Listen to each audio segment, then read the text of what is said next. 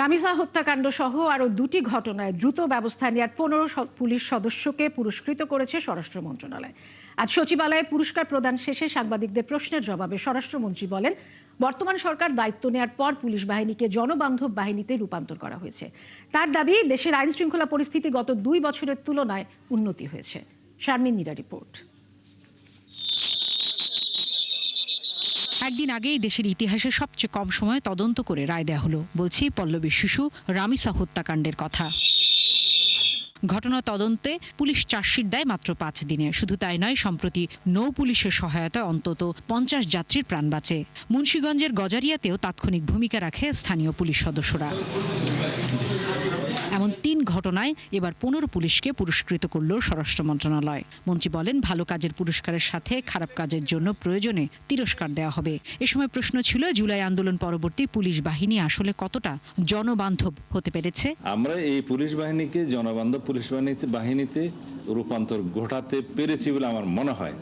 তাদেরকে নৈতিকভাবে আমাদের উৎসাহিত করা দরকার এবং তারা যাতে সামনে জনপ্রত্যাশা অনুযায়ী আইনের শাসন বাস্তবায়নের জন্য কাজ করে, সেজন্য তাদেরকে উৎসাহিত করা দরকার।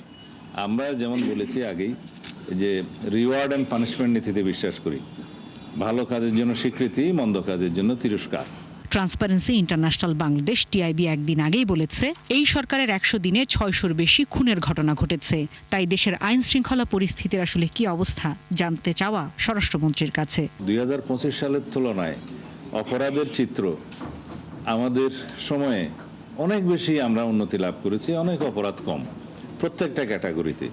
যদি মাসিক হিসাব করি 2025 সাল বা 2024 সালের সাথে তো তুলনাই চলে না। কিন্তু প্রকৃত সংখ্যা আপনি যেটা বললেন সেটা আমার সামনে নাই, এই বিষয়ে মন্তব্য করতে পারবো না। আমাদের সামনে যেটা আছে সেটা হলো পুলিশের অপরাধ চিত্র, এবং সেই অপরাধ চিত্রটা জেলা থেকে আমরা কালেকশন করি। এটা আমাদের রুটিন ওয়ার্ক এবং সেটা প্রকৃত তথ্য। প্রশ্নের জবাবে তিনি বলেন, পলাতক পুলিশ সদস্যদের বিরুদ্ধে আইন অনুযায়ী ব্যবস্থা নেওয়া হবে। যাদের কথা আপনারা ইশারা ইঙ্গিতে বলছেন, তাদের প্রত্যেকের বিরুদ্ধে বিভাগীয় মামলা রুজু করা হয়েছে, অনেকগুলো রুজু করা হয়েছে, সেগুলো চলমান আছে। কারোটা হয়তো সমাপ্তির পর্যায়ে আছে। তখন সেইভাবে বিভাগীয় মামলায় কি হয় দেখে আমরা সেই ব্যবস্থাটা বলতে পারবো। শারমিন নীরা, 71, ঢাকা।